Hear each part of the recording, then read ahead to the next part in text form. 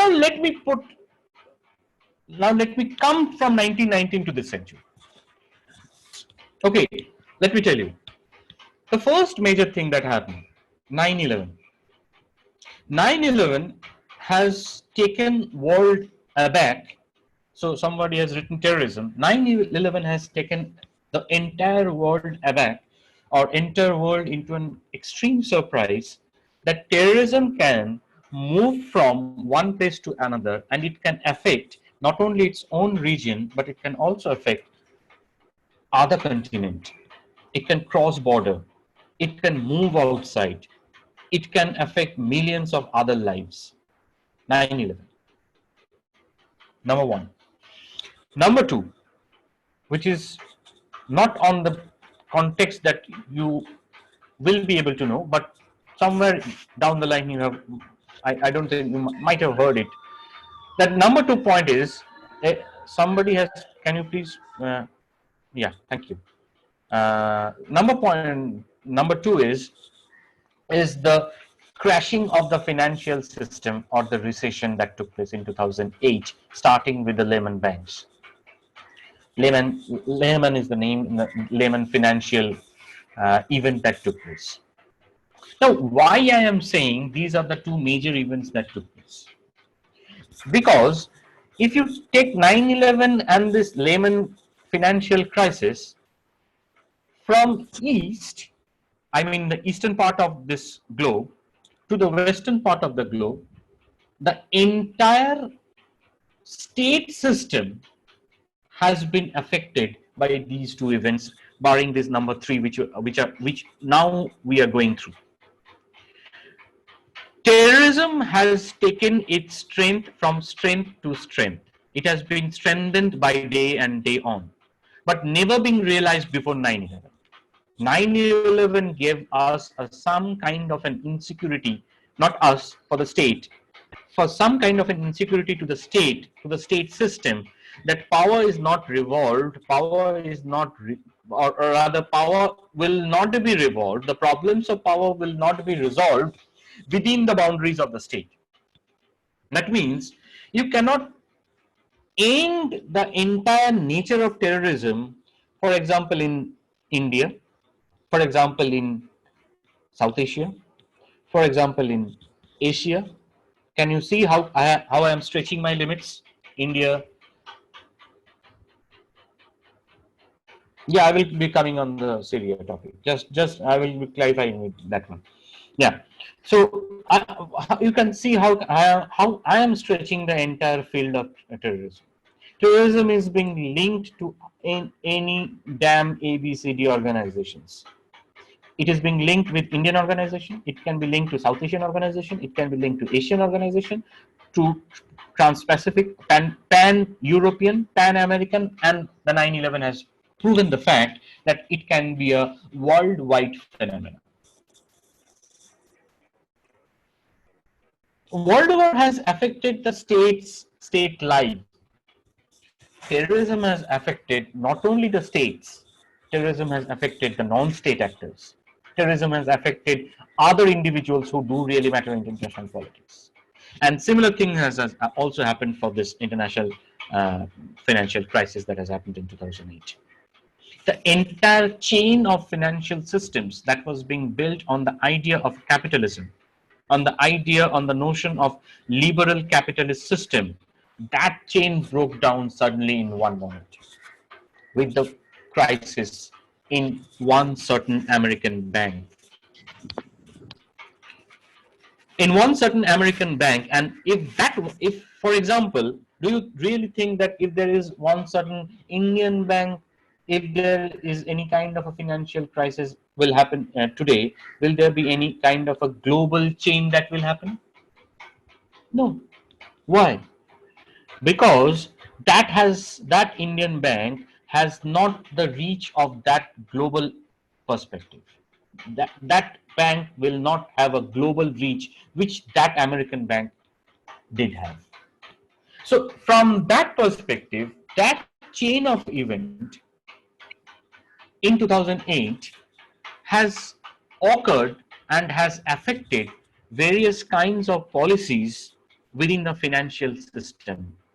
And within that financial system, it has affected many of the things, many of the lives, many of the policies. And that's what I want to point it out. That apart from this pandemic, there are events which has made the two events that I talked about, which has made most of the scholars to sit straight and to think about, yeah, there we need some kind of a change. And their change is almost everywhere in the writings, in the scholarly debates, in their prescription of how to see international politics and international events. So if that can happen, my argument is that if that can happen, why not this one? Will that change, will that entail any kind of a change within that scenario, within that aspect of global politics? If 9/11 can change, if a hijacking of a plane, if a bombarding of a plane can turn around the entire global politics, if if it can turn around a superpower to attack, to invade one of the most poorest country of this earth, I am talking about Afghanistan, I'm talking about Iraq. If they can, that can be invaded. Their democracy, their notion of democracy can be invaded. Why not this one? Because this pandemic has brought ourselves to a certain part of narratives that we have not been able to answer till date. Now, the questions, what were the narratives or what were the questions are? The questions are that, which I repeated it, that will it be entirely important for the multipolar world to emerge? Will the US, China, the most two superpowers, will they have the same kind of relationship? Because US is being affected, mind it. Whenever US is being affected, that altered the events, the following events of the world. Okay. Yeah, I will be answering this Syria part. So what was the question? Syria, we get to see the economy and the destruction of the country, which is also affecting other countries which are attached to Syria. Yeah, you're absolutely right. That is, I don't know whether he or she, okay, whatever he or she has written it. Yeah, the Syrian incident has happened. If you just carefully look at it, what is the range? Whenever you think of any incident in any event, just try to think about what are the ranges, what are the states, what are the non-state actors that are being affected by the incident. Barring these Middle East countries and few of the South Asian nations, tell me one name, one state which is being affected in Latin America, which is being affected in North America, which is being affected in the Southern Hemisphere, I mean Australia and New Zealand. No one. The zone, the zone, okay, thank you. So zone, can I get the name also? So it will be helpful. The zone is being very limited. It's being the part of Kuwait, Iraq, Lebanon. Hi, Rohit. Yeah, Rohit. Thank you, Rohit, for the question. It is being the part of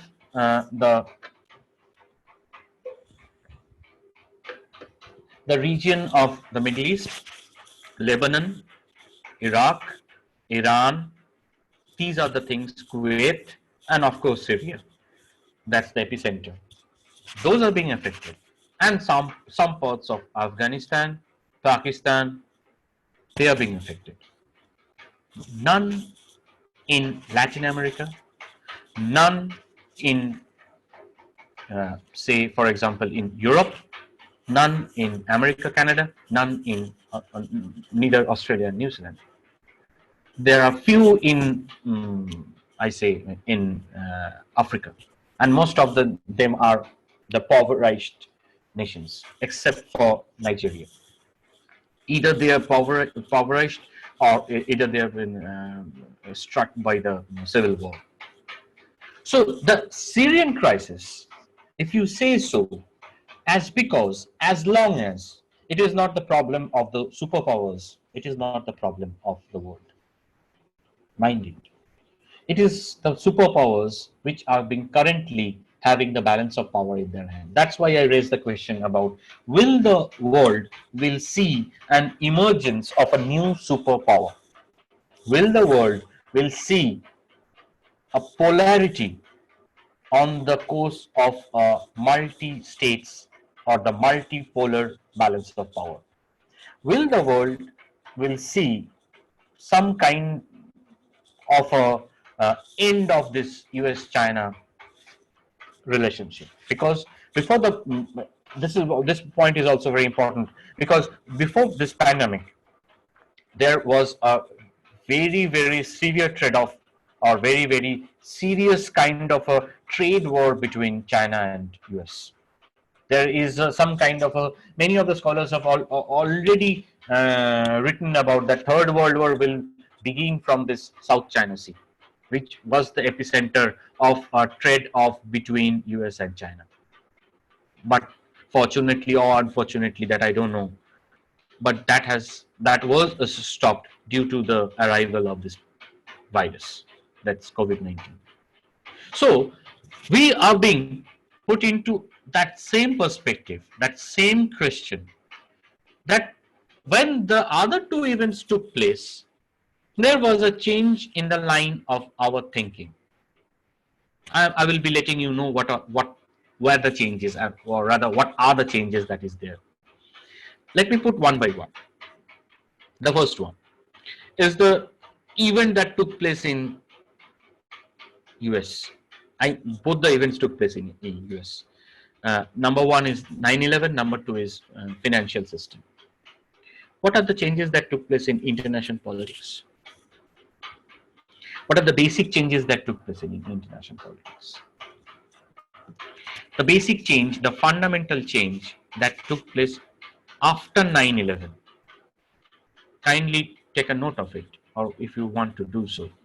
The basic thing that has been changed, the idea of the democratic sense of USA, or rather the in the terms of international relation theorists, the idea of soft power, US being using its soft power. Soft power is a term. If you want to know, you can Google it down. The idea of uh, the soft power, that whatever the idea that US has as a soft power, that is being broken out, that is being crushed out, and that idea is being instilled by various kinds of neo-realist theorists. They want to provide us that, yeah, see, that US may be a superpower. I'm just putting in a very layman's language.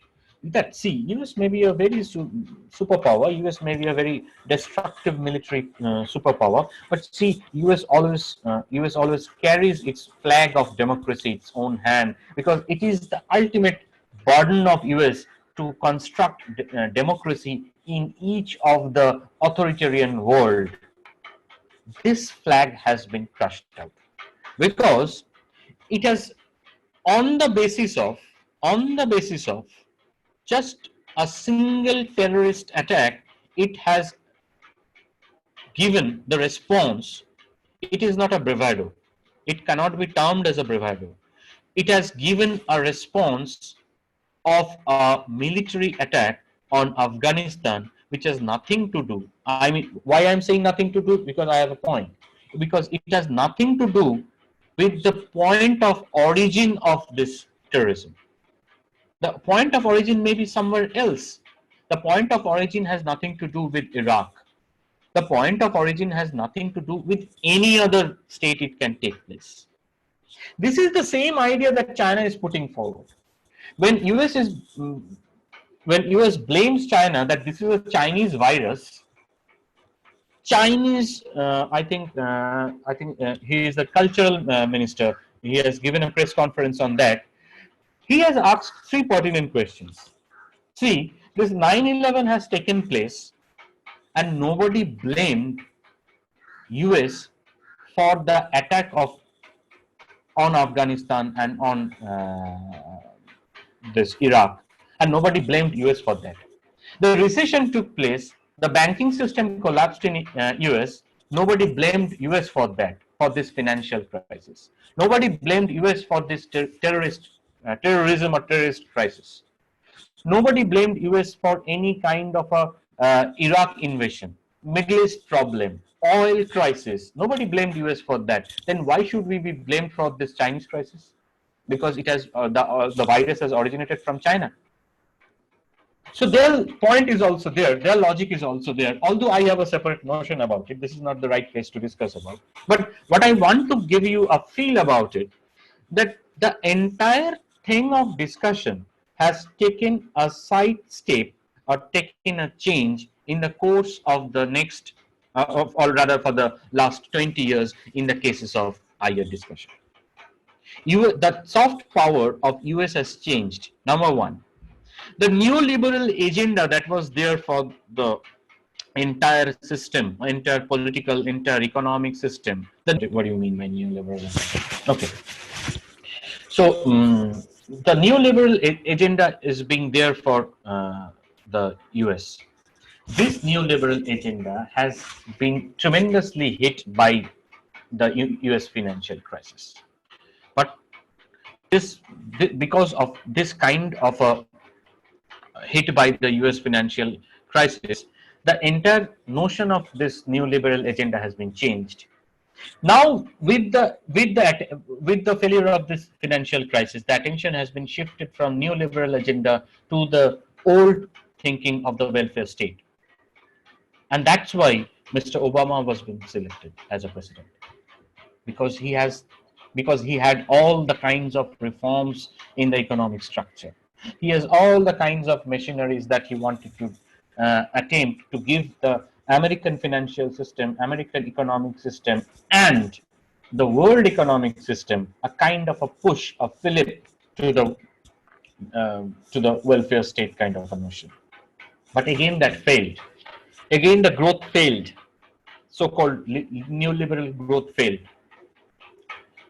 There are being questions that was being put up, but this kind of an attempt by the states like superpower states, not states, superpower states like US and China, these kind of an attempt and the failure of this kind of a reform in the economic system through the mode of this welfaristic state, this has given some kind of an implications to the entire world system, and that's why you see that there are notions of the rise of right wing politics all over the world, from Europe to South Asia to Southeast Asia to America, everywhere.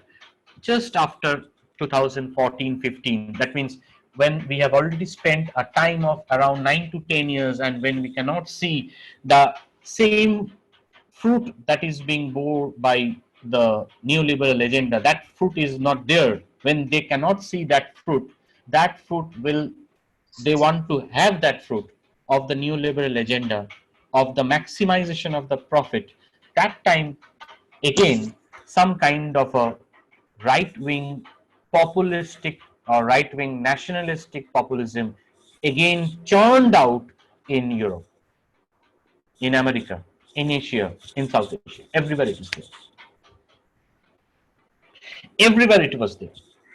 And that is why I'm trying to point it out, that when you have an even such kind of a thing, the world seems to take note of, and the world seems to have some kind of an effect on its or rather on its changes. The effects are there. The state, do you think the state will remain the same? Do you think the state will act as the same? State means a geographical boundary executed by some kind of an administration. Do you think that will remain the same? No. Already there are notions that states are acting on three principal basic assumptions. I don't know how many of you have heard about Philippines, Japan, sorry, in Europe too. There are notions, three notions that are being going rampant around the entire world. Number one is surveillance. I will be coming each describing each of its own features. Number one is surveillance. Number two is security. And number three is xenophobia. Now, what are these three things actually mean? What actually they convey us? First, as a citizen, as an individual, what they convey us in opposition to that of the state. Am I clear with the meaning of this? How do we see ourselves in the midst of this pandemic as a citizen of a state? Forget about India. Of a state. For example, if we took an imaginary situation that we are a citizen, for example, of any European or any Southeast Asian or any kind of American citizen, how do we perceive the state should act as? The perception of the citizen and the statement of the states, I mean, the expression of the states are entirely different. The states are acting in other way and citizens are perceiving the expressions of those states in a different way, and that's why these confusions are there. Now, how the states are acting, and that will I will try to engage ourselves into that portion first, then I will try to shift into how we as a citizen are acting or engaging ourselves with the state. How the states are engaging. The states are engaging on the three basic ideas that I have already pointed